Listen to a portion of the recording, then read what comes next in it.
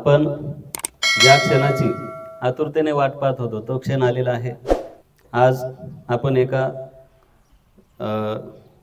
एका दैनिकाचे सकाळ या दैनिकाचे पत्रकार संतोषजी निकम यांची मुलाखत घेणार आहोत।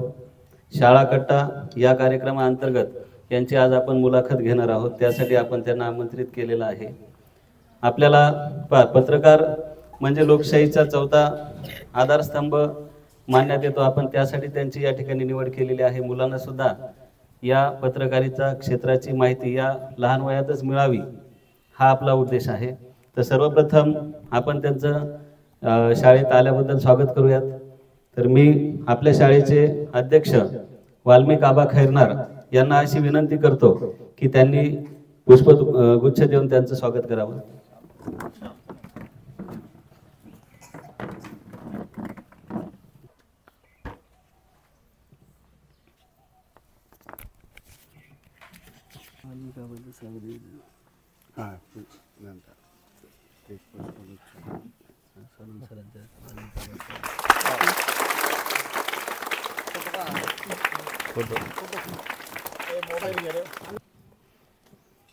यानंतर आपल्या शाळेचे मुख्याध्यापक श्री सोनोने सर यांना अशी विनंती करतो की त्यांनी आपल्या शाळेचे अध्यक्ष वाल्मिक आबा खैरनार यांचं स्वागत करावं।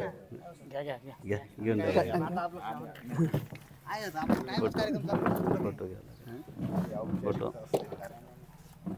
फोटो घ्या। कार्यक्रम सुरू करण्यापूर्वी थोडीशी माहिती सांगतो मी शाळेविषयी आमच्या की आमच्या शाळेमध्ये दरवर्षी मुलांसाठी असे अनेक उपक्रम घेतले जातात जेणेकरून त्यांचं सामान्य ज्ञान वाढावं, अभ्यास वाढावा आणि त्याचबरोबर त्यांना शाळेच्या अभ्यासाव्यतिरिक्त इतर विषयांची सुद्धा माहिती व्हावी। तर त्या अनुषंगाने मागच्या वर्षी आम्ही आमच्या गावातील एक सैनिक, भारतीय सैनिक अतुल खैरनार यांची मुलाखत घेतली होती।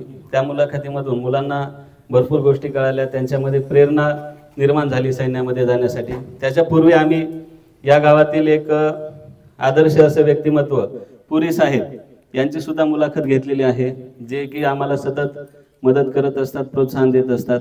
आणि यावर्षी आणि गोपाल नंदगिरीजी महाराज यांची सुद्धा आम्ही मुलाखत घेतली होती।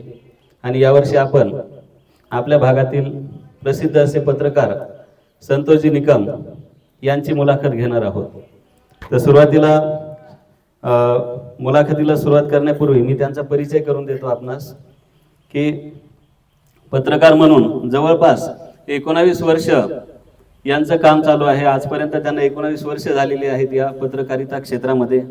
सुरुवातीला 2006 मध्ये यांनी पत्रकारिता क्षेत्रामध्ये पहिलं पाऊल ठेवलं। दैनिक लोकपत्र या वृत्तपत्रामध्ये वार्ताहर म्हणून त्यांनी सुरुवातीला काम केलेलं आहे। त्यानंतर पुण्यनगरी, सकाळ, दैनिक दिव्य मराठी आणि त्यानंतर परत सकाळ या वृत्तपत्रामध्ये तालुका प्रतिनिधी म्हणून ते काम पाहत आहेत। पण ग्रामीण भागामध्ये आता ते इथे औराडीला राहतात, आपल्या इथे ग्रामीण भागामध्ये राहून पूर्ण तालुका हँडल करणं सोपं काम नाही, कारण की प्रत्येक वेळेस फिरावं लागतं, बाहेर राहावं लागतं दिवसभर आणि तालुक्यामध्ये घडणाऱ्या प्रत्येक घडामोडींची नोंद रोज घ्यावी लागते। आता आम्ही अनेक वेळा त्यांच्या स्टेटसला पाहत असतो, तालुक्यामध्ये कुठलीही घटना घडली असेल तरी प्रत्येक घटनेचं कव्हरेज ते घेतात, सतत सक्रिय असतात या गोष्टीमध्ये। म्हणजे पूर्ण वेळ त्यांनी पत्रकार म्हणून या ठिकाणी चांगल्या प्रतीचं काम ते करतात। त्याचबरोबर ते आपल्या तालुका पत्रकार संघाचे अध्यक्ष सुद्धा आहेत। सर्वप्रथम मी त्यांचे आभार मानतो की त्यांनी आपला अमूल्य वेळ आमच्या मुलांसाठी दिला। आमच्या मुलांना तुमच्या ज्ञानाचा, तुमच्या माहितीचा भरपूर फायदा होणार आहे। तर आपण या शाळा कट्टा या कार्यक्रमाची आता सुरुवात करूयात। सुरुवातीला जोरदार टाळ्या होऊन जाऊ द्या।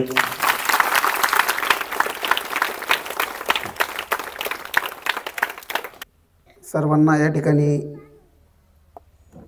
मी नमस्कार करतो आणि प्रथमतः आपल्या विटा जिल्हा परिषद प्राथमिक व केंद्रीय शाळेने जो या ठिकाणी जो उपक्रम या ठिकाणी सुरू केला आहे त्याबद्दल मी सर्व शिक्षक वृंदांचं या ठिकाणी मनापासून त्यांचं या ठिकाणी अभिनंदन करतो. माझं संपूर्ण नाव संतोष गोरखनाथ निकम. अगदी तुमच्या गावाच्या हाकेच्या अंतरावरच या ठिकाणी माझं गाव आहे आवराळी. माझं प्राथमिक शिक्षण जिल्हा परिषद प्राथमिक शाळेत आवराळी या ठिकाणी झालं आहे. माध्यमिक शिक्षण आवराळी या ठिकाणी झालं आहे. उच्च माध्यमिक मी छत्रपती संभाजीनगर आणि कन्नड या ठिकाणी केलं आहे. आणि जे जर्नलिझम मी छत्रपती संभाजीनगर एमजम या ठिकाणी केलं आहे.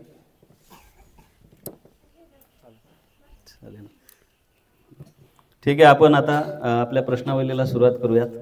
तर सर्वप्रथम पहिला प्रश्न विचारण्यासाठी मी पलक हिला आमंत्रित करतो. इयत्ता 7वीची विद्यार्थिनी.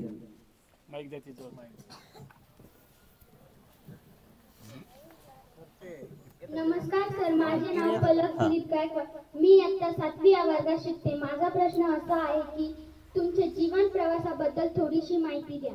फिरवायचा. सुरुवातीला आवरळी या छोट्याशा गावातून खऱ्या अर्थानं पत्रकारितेला या ठिकाणी सुरुवात केली. आणि पत्रकारिता करताना त्यावेळेस जे आताची जी काही माध्यमं आहेत त्यावेळेस ही माध्यमं त्या ठिकाणी उपलब्ध नव्हते. फॅक्सची पद्धत होती.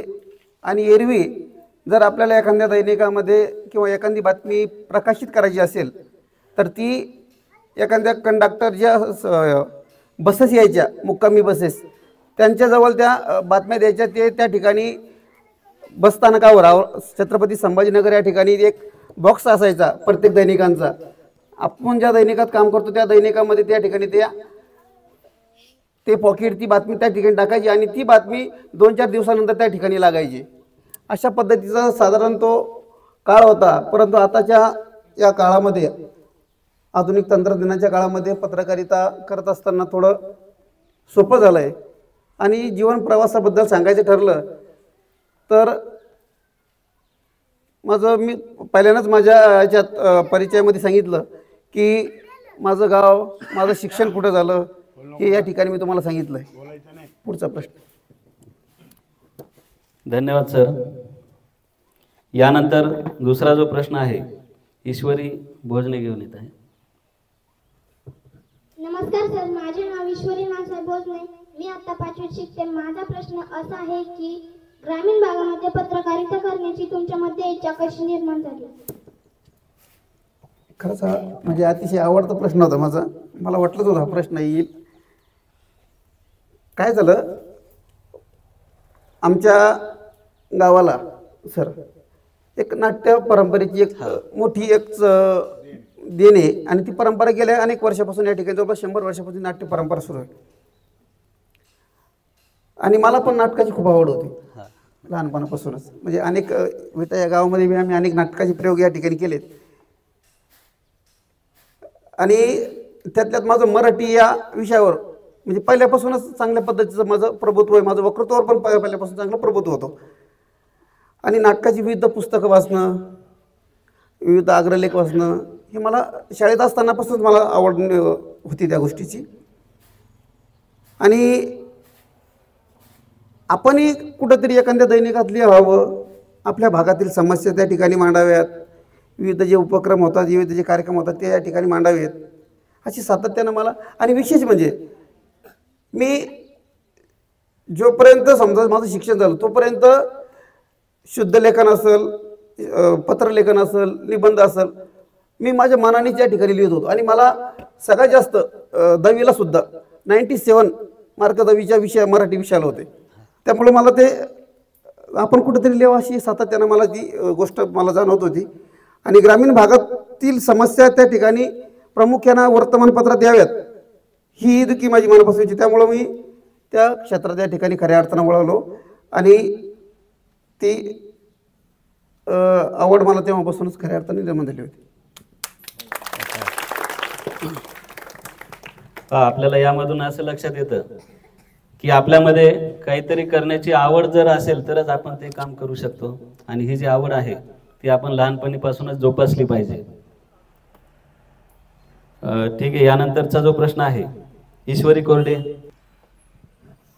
नमस्कार, माझे नाव ईश्वरी गणेश कोरडे. मी आत्ता 5वी शिकते. माझा प्रश्न असा आहे की तुम्हाला पत्रकारिता क्षेत्रात काम करण्याची प्रेरणा कशी मिळाली?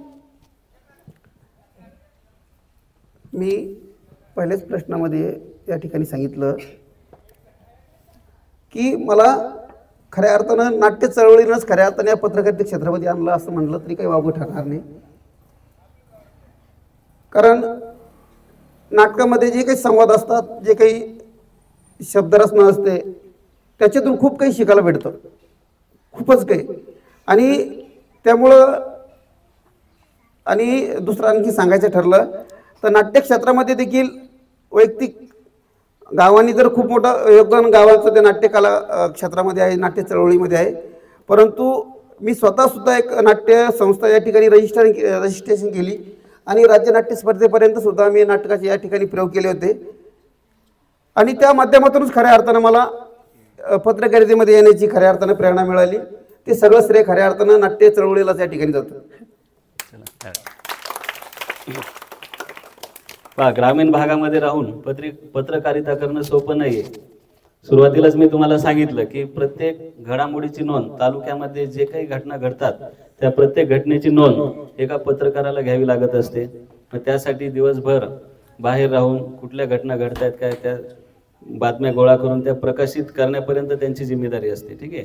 आणि त्या बातम्या, एखादी घटना घडल्याच्या नंतर त्या बातमीचं मुद्देसूद लेखन करणे हे कौशल्य जर अंगी असतील तर तोच त्या ठिकाणी चांगला पत्रकार म्हणून ओळखला जातो. यानंतर पुढचा प्रश्न मी तेजस भोजनेला या ठिकाणी आमंत्रित करतो. नमस्कार सर, माझे नाव तेजस रघुनाथ भोसले.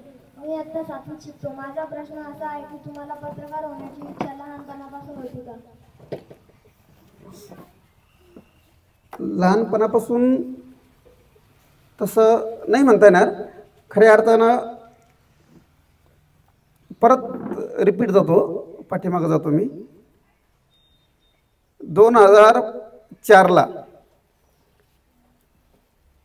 अशी एक गावात एक घटना घडली आणि त्या घटनेची बातमी खऱ्या अर्थानं प्रकाशित व्हावी अशी माझ्यासह आणि गावातील म्हणल्यापेक्षा परिसरातील लोकांची अपेक्षा होती. परंतु कुठल्याच दैनिकानं ती बातमी त्या ठिकाणी प्रकाशित केली नाही. आणि ती खंत खऱ्या अर्थानं मला खूप दिवसापासून, तेव्हा 2004 पासून होती. आणि तेव्हापासून मी ठरवलं तर आता आपणच पत्रकारिता क्षेत्रामध्ये जायचं आणि आपल्या भागातील ज्या काही घटना असतील, ज्या काही घडामोडी असतील, ज्या काही चांगल्या बातम्या असतील, चांगले विषय असतील ते आपण या ठिकाणी हाताळायचे. आणि तेव्हापासून खऱ्या अर्थानं मला ती जिद्द माझ्या मनाला लागली, ती गोष्ट माझ्या मनाला खटकली आणि तेव्हापासून खऱ्या अर्थानं मी त्या पत्रकारिता क्षेत्राकडे वळालो. धन्यवाद सर. यानंतर पुढील प्रश्न तन्वी पठाडेला मी आमंत्रित करतो या ठिकाणी विचारण्यासाठी. गुड मॉर्निंग सर, माझे नाव तन्वी जनार्दन पठाडे. मी आता 6वी या वर्गात शिकते. माझा प्रश्न असा आहे की सुरुवातीच्या काळात तुम्हाला कोणकोणत्या आव्हानांना सामोरे जावे लागले?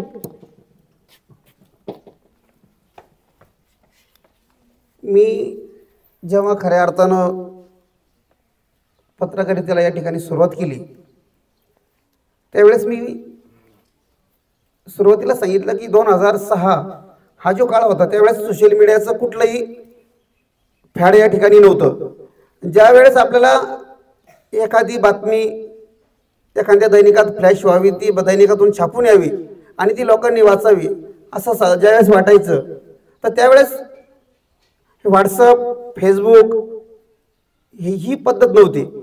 तर आपल्याला ज्यावेळेस बातमी, तर इथून मी तुम्हाला पहिल्यांदा सांगितलं की आपण ती बातमी एका कागदावर हाताने हस्ताक्षराने लिहायची आणि ती बातमी जी मुक्कामी बस असायची त्या मुक्कामी बसच्या ड्रायव्हर किंवा कंडक्टरपाशी जवळ द्यायची आणि तिथं सगळ्या दैनिकांच्या पेट्या असायच्यात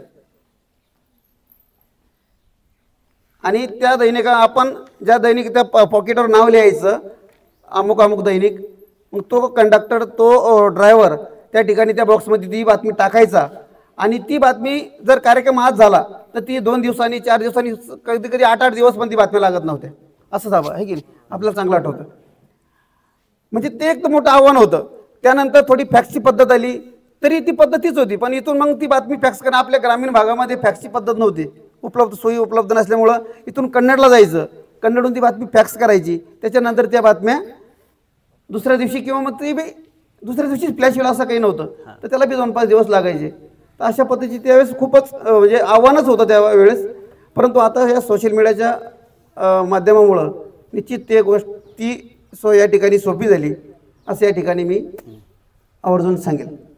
आपण सोशल मीडिया वापरतो, अनेक गोष्टी सोप्या झालेल्या आहेत सोशल मीडियाच्या काळामध्ये. ठीक आहे, एका सेकंदामध्ये आपल्याला हवी ती गोष्ट आपण पुढे पाठवू शकतो किंवा एखादी बातमी आपण वाचू शकतो. परंतु पूर्वी असं नव्हतं.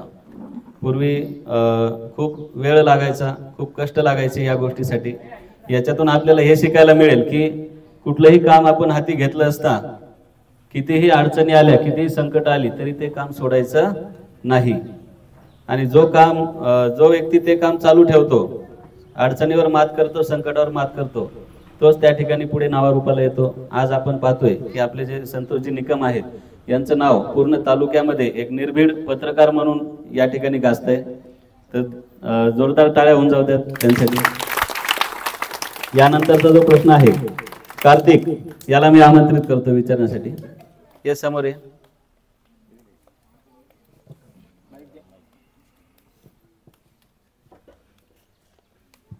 नमस्कार सर, माझे नाव कार्तिक सोपान वाघ. मी इयत्ता 6वी वर्गात शिकतो. माझा प्रश्न असा आहे की तुम्ही एखाद्या बातमीची सत्यता कशी पडताळून पाहता?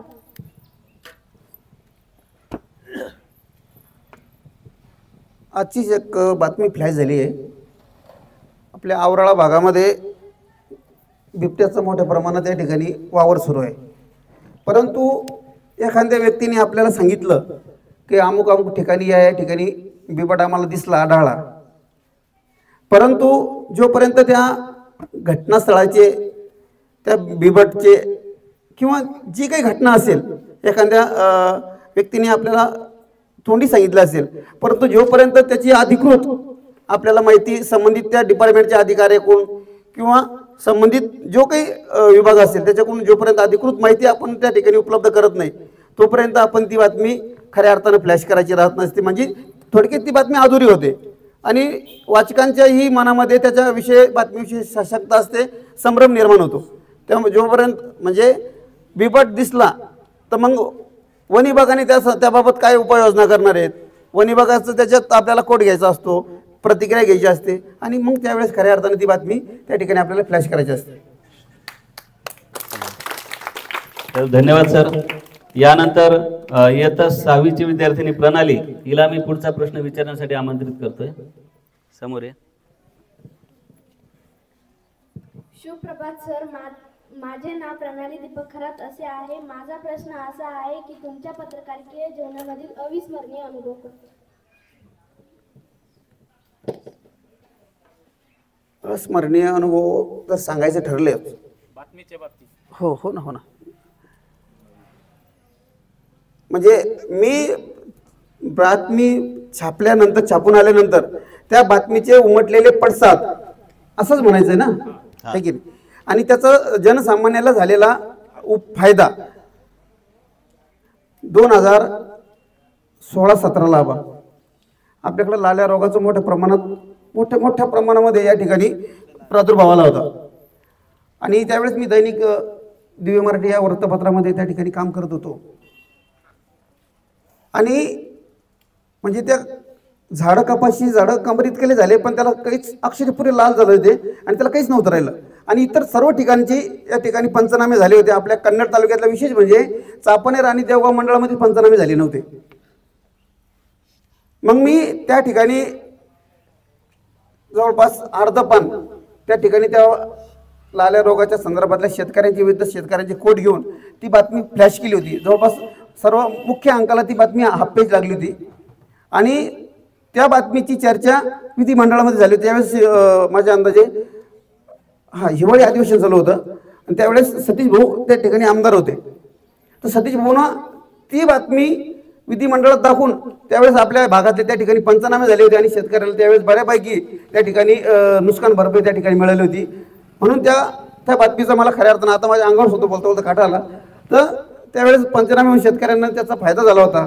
ती गोष्ट मी अस्मरणीय आहे. आणि दुसरी आणखीन एक गोष्ट, आमच्या गावामध्येच सर एका तरुण शेतकऱ्यांनी या ठिकाणी आत्महत्या केली होती आणि नवीनच म्हणजे अगदी म्हणजे माझ्याच क्लासमेट होता तो विद्यार्थी, त्यांनी सुसाईड केली. सुसाईड केल्यानंतर मग काय करायचं काही नाही असं सगळ्यांचं नेवरती गायकवाड म्हणून त्या शेतकऱ्याचं नाव होतं. ती बातमी आम्ही मुख्य अंकाला लीड केली सर. म्हणजे एका औराळा भागातल्या एका छोट्याशा पत्रकारांची बातमी एका मोठ्या दैनिकाच्या मुख्य अंकाला लीड होते. ती बातमी लीड झाल्यानंतर त्यावेळेस पण म्हणजे मला सतीश भाऊ चव्हाणांचे खऱ्या अर्थाने या ठिकाणी दोनदा आवर्जून या ठिकाणी उल्लेख करतो. त्यावेळेसही त्यांनी त्याच बातमीचा आधार घेऊन ती बातमीचा आधार घेऊन त्यांनी विधिमंडळामध्ये त्या शेतकऱ्याच्या संदर्भात विषय मांडला होता आणि त्या शेतकऱ्याच्या कुटुंबाला बऱ्यापैकी त्या ठिकाणी मदत झाली होती. योगायोगानं असं झालं का एक 2 महिन्यापूर्वीच त्या घराच्या म्हणजे त्या शेतकऱ्यांच्या मंडळीसुद्धा त्या ठिकाणी एक्सपायर झाल्या. हां, आता त्या ठिकाणी त्या विषयावर सुद्धा म्हणजे हा विषय या ठिकाणी बोलायचा नाही, परंतु तो सुद्धा विषय मी माझ्या स्तरावर मी तहसीलदार साहेबांना त्या ठिकाणी बोललो आहे. त्या कुटुंबाला आणखीन काही मदत होईल म्हणजे ते दोन मुलं होते, त्यांना दोन्ही मुलं आज या ठिकाणी पोरके झालेत. तर तहसीलदार साहेबसुद्धा त्या ठिकाणी त्यांना त्यांच्या परीने या ठिकाणी मदत करतील म्हणून त्या कुटुंबाला त्यावेळेसही मदत झाली. म्हणून त्या झालेल्या बातमीचा मला आजही त्या ठिकाणी अभिमान आहे. आणि तिसरी गोष्ट या ठिकाणी मी आवर्जून सांगेल की 2 वर्षापूर्वी गुदमातांडा त्या ठिकाणी पाणी टंचाईची भीषण टंचाई होती. म्हणजे 3-4 किलोमीटर अंतरावरून हवा ते लोक डोक्यावर पाणी आणायचे सर. तर मग ती बातमी मी दैनिक DM-लाच होतो, देव मराठीलाच होतो त्यावेळेस. तर ती बातमीसुद्धा मुख्य अंकाला फ्लॅश झाली. त्यानंतर मग त्याला हालचालीने वेग आला. त्या ठिकाणी जलजीवनची योजना त्या ठिकाणी मंजूर झाली. त्यानंतर तात्पुरत्या स्वरूपात त्यांनी टँकरची व्यवस्था सुद्धा त्या ठिकाणी सुरू झाली आणि त्या लोकांनी अक्षरशः मनापासून त्या ठिकाणी आभार मानले होते. अशा बरेच काही गोष्टी सांगता येतील, परंतु आणि आणखीन एक म्हणजे तुमच्या विद्यार्थ्यांसाठी एक विषय महत्त्वाचा होता का औराळा हायस्कूल या शाळेमध्ये वरून तार गेलेली सर.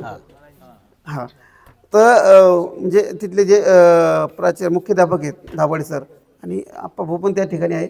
तर त्यांनी वारंवार मला या ठिकाणी मागणी केली होती का आपण ही तार आपल्याला हलवत नाही आपल्याकडनं, तर आपल्याला काय मदत होईल. तर ती बातमी त्या तारीच्या संदर्भातल्या आत्ताच एक 3-4 महिन्यापूर्वीचा विषय असेल, ती बातमी आपण फ्लॅश केली होती. त्याची तातडीनं त्याच्यावर उपाययोजना झाल्या आणि ती काम आता प्रोसेसवर आहे. म्हणजे ती जी विद्युत जी तार जायला गेलेली होती मेन लाईनची ती आता हलवण्याचं काम थोडं सुद्धा त्या ठिकाणी झालं. त्यामुळं त्याही बातमीमुळं मला म्हणजे मला वैयक्तिक मानसिक या ठिकाणी आनंद आहे.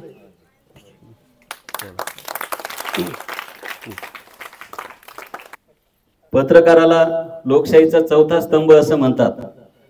आपल्या संविधानामध्ये अशी तरतूद आहे की कोणावरही अन्याय नाही झाला पाहिजे, परंतु भरपूर वेळा या प्रशासनाकडून असेल सरकारकडून असेल अनेक लोकांवर अन्याय होतो आणि त्या ठिकाणी सर्वप्रथम आपल्या मार्फत आवाज उठवण्याचं काम करणारा जो कोणी असेल तो आहे पत्रकार.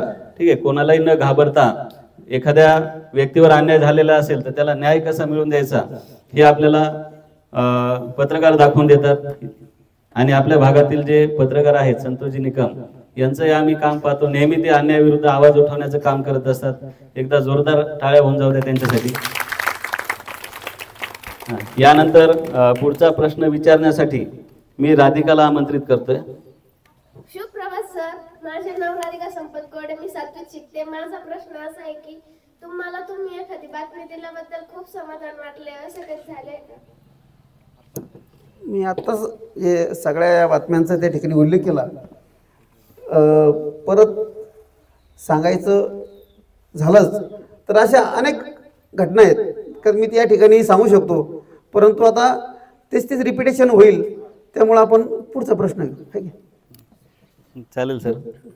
यानंतर पुढील प्रश्न मी विचारण्यासाठी वरदला आमंत्रित करतो या ठिकाणी. नमस्कार सर, माझे नाव वरद आप्पासाहेब शिंदे, मी इयत्ता 7वीत शिकतो. माझा प्रश्न असा आहे की आजच्या युगात चांगला पत्रकार होण्यासाठी कोणत्या गुणांची गरज आहे असं तुम्हाला वाटतं? जर हे दोन विषय आहेत. जर आपल्याला प्रिंट मीडियामध्ये जायचं असेल तर आपल्याला खऱ्या अर्थानं आपल्या ज्या भाषेतून आपल्याला या ठिकाणी पत्रकारिता करायची असेल तर त्या भाषेवर आपल्या खऱ्या अर्थानं प्रभुत्व असलं पाहिजे. त्यातल्यात मराठी विषयावर जर आपल्याला पत्रकारिता करायचं असेल व्याकरण या विषयाला अतिशय महत्त्व असतं. त्यामुळं आपण आपल्या मातृभाषेवर खऱ्या अर्थानं त्याचं त्या ठिकाणी ज्ञान अवगत करणं गरजेचं आहे. आणि इलेक्ट्रॉनिक मीडियामध्ये जर आपल्याला समजा या ठिकाणी जायचं असेल तर आपल्या वक्तृत्वावर आपली अतिशय चांगल्या पद्धतीची पकड असली पाहिजे. ह्या दोन गोष्टी अतिशय या ठिकाणी पत्रकारितेमध्ये जाण्यासाठी महत्त्वाच्या आहेत.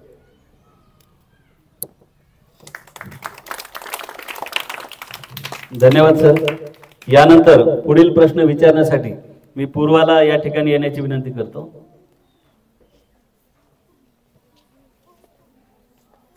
नमस्कार सर, माझं नाव पूर्वा गणेश कोरडे. मी आता 7वीत शिकते. माझा प्रश्न असा आहे की विद्यार्थ्यांनी बातम्या वाचताना किंवा पाहताना कोणत्या गोष्टीकडे लक्ष दिले पाहिजे असे तुम्हाला वाटते? प्रत्येक दैनिकामध्ये असेल किंवा इलेक्ट्रॉनिक म्हणजे आपण ज्या टी व्हीवरील ज्या न्यूज बघतो त्या दोन विषय असतात. प्रामुख्यानं ज्या विद्यार्थ्यांसाठी महत्त्वाचे असलेल्या जे काही सत्र असतात, प्रत्येक दैनिकामध्ये विद्यार्थ्यांसाठी एक वेगळं सत्र वेगवेगळे दैनिक त्या ठिकाणी सुरू केलेले आहे वेगवेगळ्या दैनिकांनी. तर खास करून इतरत्र ज्या बातम्या आहेत त्या बातम्याकडे आपण स्वतः लक्ष न देता, कारण त्या बातम्यांचं तुमच्या जीवनावर कुठलाही परिणाम होत नाही, परंतु ज्या बातम्या आपल्यासाठी आणि जे विषय आपल्यासाठी महत्त्वाचे आहेत, आपल्या फायद्याचे आहेत भविष्यासाठी, तर त्याच विषयाकडे साधारण आपण या ठिकाणी लक्ष केंद्रित केलं पाहिजे. आणि इलेक्ट्रॉनिक मीडियामध्ये सुद्धा जे आपण टी व्ही चॅनल बघतो त्यावेळेस सुद्धा साधारण एक दुपारच्या सत्रामध्ये एक शैक्षणिक सत्र म्हणून त्या ठिकाणी प्रत्येक इलेक्ट्रॉनिक चॅनलमध्ये त्या ठिकाणी सुरू असतं. ते आपण या ठिकाणी आवर्जून ऐकावं, पाहावं. आणि प्रिंट मीडियामधलं समजा वर्तमानपत्रामधले जे सत्र असतात शैक्षणिक सत्र ते आपण आवर्जून त्या ठिकाणी वाचावे.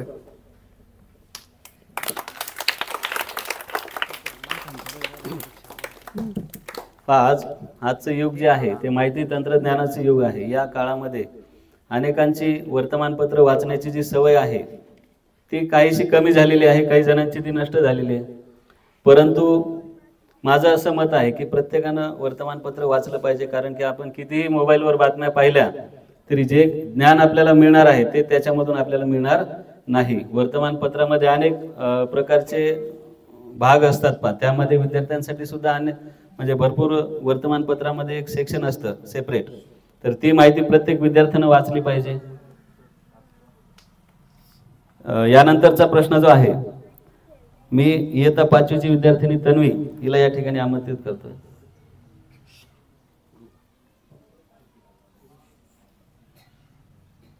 नमस्कार सर, माझे नाव तन्वी आबासाहेब बोलणे आहे. मी इयत्ता 5वीत शिकते. माझा प्रश्न असा आहे की तुमच्या करिअरमध्ये तुम्ही दिलेली सर्वात चांगली बातमी कोणती?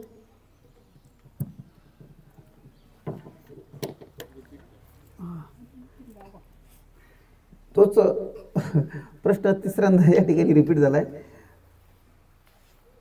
असो, मी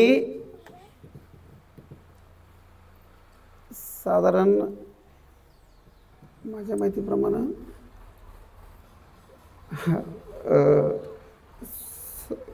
18-19चा विषय असेल.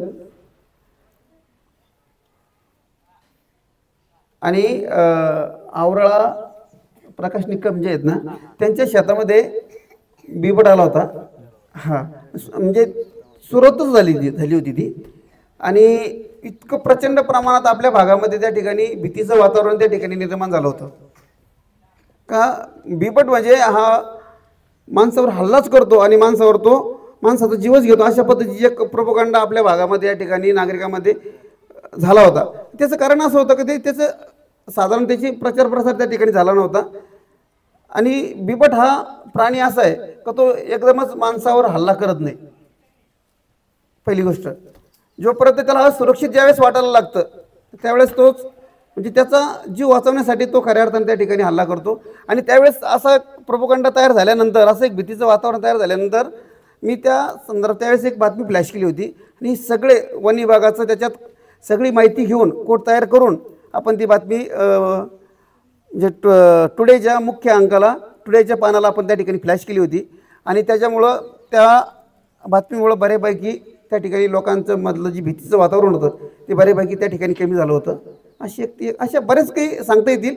परंतु आता म्हणजे तुम्हाला जे जे काही प्रश्नाचे उत्तरे माझं फेसबुकच्या पेजवर सगळ्या बातम्या त्या ठिकाणी जवळपास काही 1000 बातम्या त्या ठिकाणी उपलब्ध आहे.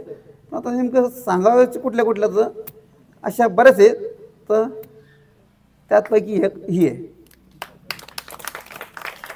चालेल, धन्यवाद सर. यानंतर पुढील प्रश्न विचारण्यासाठी मी साक्षीला या ठिकाणी येण्याची विनंती करतो.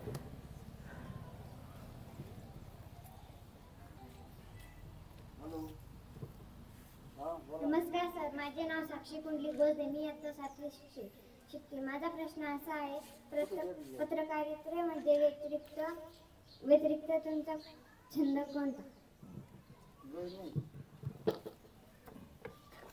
पत्रकारितेच्या व्यतिरिक्त छंद म्हणजे पत्रकारिता सुरुवातच माझी खऱ्या अर्थानं मला नाटकाची खूप आवड आहे. आजपर्यंत मी नाट्यकला या ठिकाणी जोपासतो.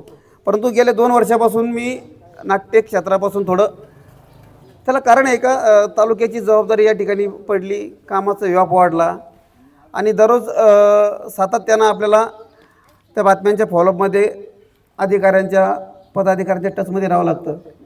त्यामुळं माझ्या नाट्य क्षेत्राकडं थोडी कल कमी झाला असं म्हणायला काही हरकत नाही. पण नाटकाची मला प्रचंड आवड आहे आणि ती भविष्यातही मी अजून या ठिकाणी मला जसा वेळ मिळेल त्या ठिकाणी नक्कीच जोपासण्याचा या ठिकाणी प्रयत्न कर.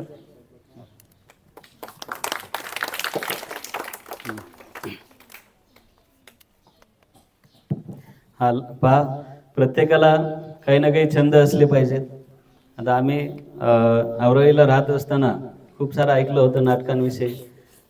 खूप छान नाटकं आवराळी गावामध्ये जे काही कलाकार आहेत ते बसवत असतात. आता आम्ही आल्यापासून तर आम्हाला पाहण्याची संधी नाही मिळाली, परंतु खूप नाव ऐकून आहे. पूर्ण तालुक्यामध्ये आवराळीचं नाव जर घेतलं तर नाटकांची आवराळी असं म्हटलं जातं, कारण की खूप छान नाटक या ठिकाणी होत राहायचे. बा राष्ट्रीय राज्य लेवलला सुद्धा त्या ठिकाणी सहभाग घेऊन पुरस्कार मिळवलेले आहेत. म्हणजे या ठिकाणी मला या ठिकाणी निश्चित सांगायला आवडेल का 2011-12ला 11-12ला आम्ही एक नाट्यप्रयोग या ठिकाणी राज्यस्तरीय नाट्य स्पर्धेमध्ये आम्ही नांदेड या ठिकाणी गेलो होतो. गव्हर्नमेंटच्या नाट्यस्पर्धा होतात.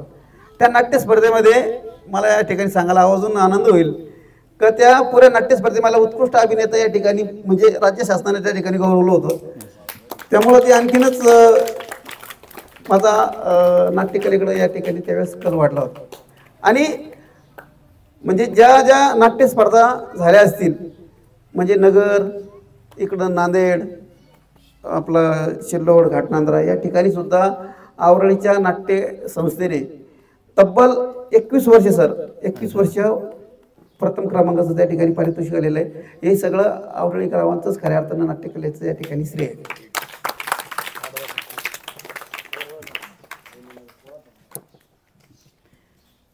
धन्यवाद सर. यानंतर पुढील प्रश्न विचारण्यासाठी मी समर्थ भोजने याला आमंत्रित करतोय.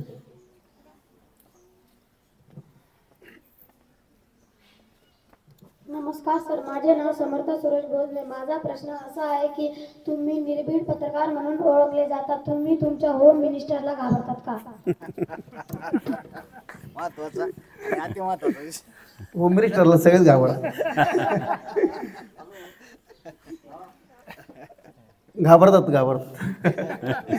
एका वाक्यात उत्तर दे.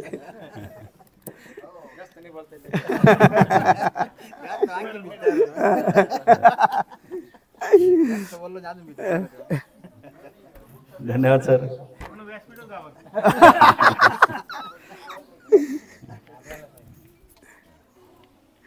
यानंतर मी अनादेला या ठिकाणी आमंत्रित करतोय प्रश्न विचारण्यासाठी. नमस्कार सर, माझे नाव अनादी वाल्मी शिंदे आहे. मी आता 5वीच्या वर्गात शिकते. माझा प्रश्न असा आहे की एखादी बातमी दिल्यामुळे तुम्हाला कधी धमकी किंवा त्रास झाला का?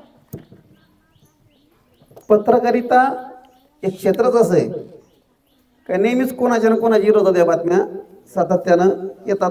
आणि त्या म्हणजे त्या पत्रकाराचा साधारण तो काही उद्देश नसतो सर. अशा अनेक घटना सातत्यानं घडतात, खूप वेळा घडतात. त्यात काय असं परंतु आपण त्याच्यात खोलात गेल्यामुळं सगळ्या गोष्टी आपल्याकडं त्याचे प्रूफ असल्यामुळं आपण कुठल्याही गोष्टीला न घाबरता अगदी निर्भीडपणे या ठिकाणी आपण लिखाण करत असतो. धमक्या येतच असतात, त्यात काय म्हणजे फार काही वेगळं नाही. कारण पत्रकारिता व्यवसायच असा आहे, एक क्षेत्रच असं आहे की ते सातत्यानं तुम्हाला लोकांच्या सानिध्यात राहावं लागतं, अधिकाऱ्यांच्या पदाधिकाऱ्यांच्या सोबत या ठिकाणी राहावं लागतं. त्यामुळं ह्या गोष्टी होतात, धमक्या येतात.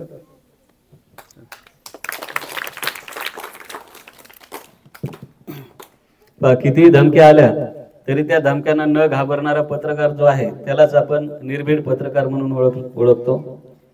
धन्यवाद सर. यानंतर पुढील प्रश्न विचारण्यासाठी मी अनुष्काला या ठिकाणी आमंत्रित करतोय.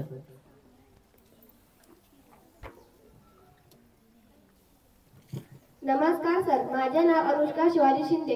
मी इयत्ता 6वी या वर्गात शिकते. माझा प्रश्न असा आहे की पत्रकारितेमध्ये तुम्ही पूर्ण दिवस काम करतात, तुम्हाला घरी कधी त्रासाला सामोरे जावे लागले आहे का?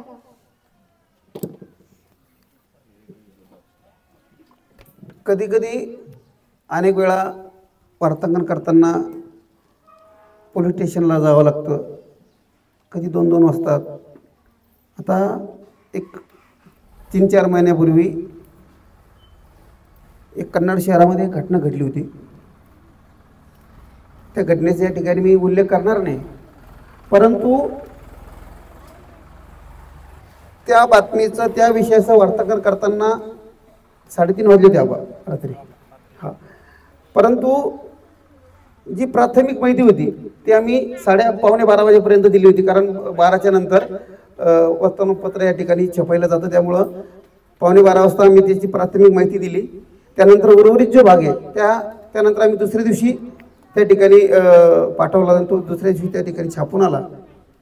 तर निश्चित त्याच्यामुळं अशा बऱ्याच वेळा अशा गोष्टीला सामोरं जावं लागतं. आणि घर म्हटलं का या छोट्या मोठ्या गोष्टी होतातच, कारण आपण वेळ देत नाही, त्यामुळं मग घरी थोडंफार होत असते, किरकिर होतीच.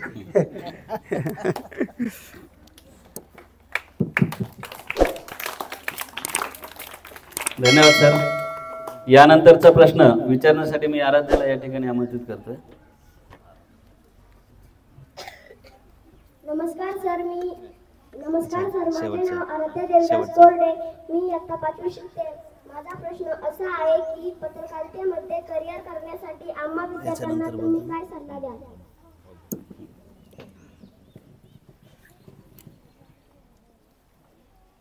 खऱ्या अर्थानं प्रिंट मीडिया म्हणजे वर्तमानपत्र, आणि इलेक्ट्रॉनिक मीडिया म्हणजे आपण टी व्हीवरचे जे न्यूज चॅनल बघतो ते क्षेत्र. जर तुम्हाला वर्तमानपत्रामध्ये प्रिंट मीडियामध्ये या ठिकाणी जर जायची इच्छा असेल तर निश्चित याला भविष्यामध्ये अनेक संधी उपलब्ध आहेत, अनेक पोर्टल या ठिकाणी उपलब्ध आहेत, आणि वर्तमानपत्रामध्ये सुद्धा या ठिकाणी चांगले जॉब या ठिकाणी मिळतात. आणि निश्चित या ठिकाणी चांगल्या पद्धतीचं आपण या ठिकाणी जॉब बनवून या ठिकाणी काम करू शकतो. आणि इलेक्ट्रॉनिक मीडियामध्ये सुद्धा जोपर्यंत आपण आपल्या वक्तृत्वावर आपला प्रभाव राहत नाही, आपण वक्तृत्वावर जोपर्यंत आपण चांगल्या पद्धतीने त्या ठिकाणी प्रेझेंटेशन करू शकत नाही, तोपर्यंत देखील इलेक्ट्रॉनिक मीडियामध्ये आपल्याला जाता येत नाही. आणि ते जाण्यासाठी आपण वक्तृत्व स्पर्धेमध्ये सर्वांनी या ठिकाणी सहभाग घेतला पाहिजे. आणि जे आपण या ठिकाणी शुद्ध लेखन, पत्रलेखन, निबंध या ठिकाणी लिहितात, तर ते शक्यतो आपण या वयापासूनच आपण या ठिकाणी मनाने लिहायला सुरुवात करा. जोपर्यंत आपण मनाला लिहित नाही तोपर्यंत आपल्याला खऱ्या अर्थानं त्याचं गांभीर्य त्या ठिकाणी कळणार नाही. अशा बरेच गोष्टी सांगता येईल. ठीक आहे, नेक्स्ट.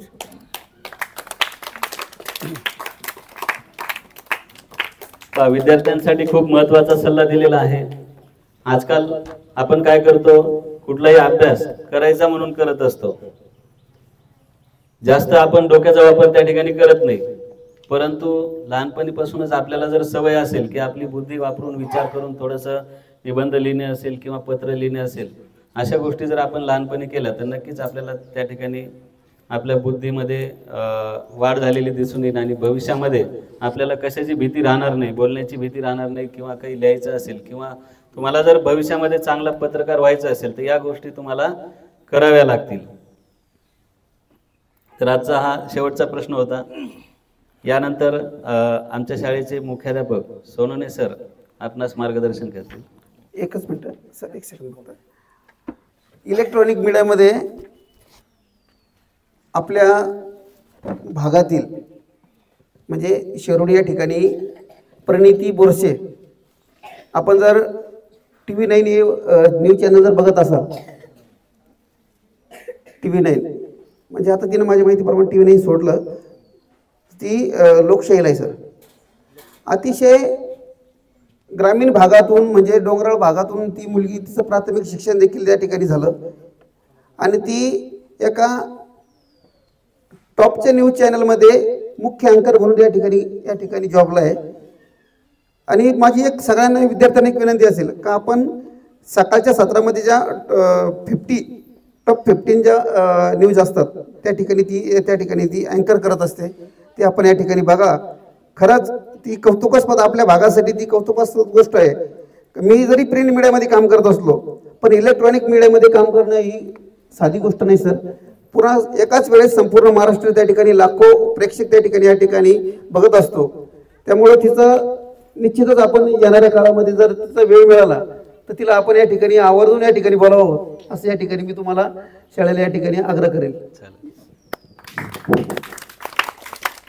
धन्यवाद. या ठिकाणी जिल्हा परिषद केंद्रीय प्राथमिक शाळा विटा येथे दैनिक सकाळचे पत्रकार श्री संतोष भाऊ निकम या ठिकाणी उपस्थित झालेले आहेत. त्यांनी या मुलाखतीमध्ये तुमच्या सर्व प्रश्नांना अतिशय छान पद्धतीने या ठिकाणी त्यांनी उत्तरं दिलेली आहेत. तुमच्याशी त्यांनी मन मोकळेपणाने या ठिकाणी गप्पा केलेल्या आहेत आणि त्यांच्या पत्रकारितेचा जो अनुभव आहे तो तुमच्यासमोर या ठिकाणी त्यांनी कथन केलेला आहे. पत्रकारितेमध्ये काय काय त्या ठिकाणी घडत असतं त्या सगळ्या गोष्टी त्यांनी या ठिकाणी मांडलेल्या आहेत.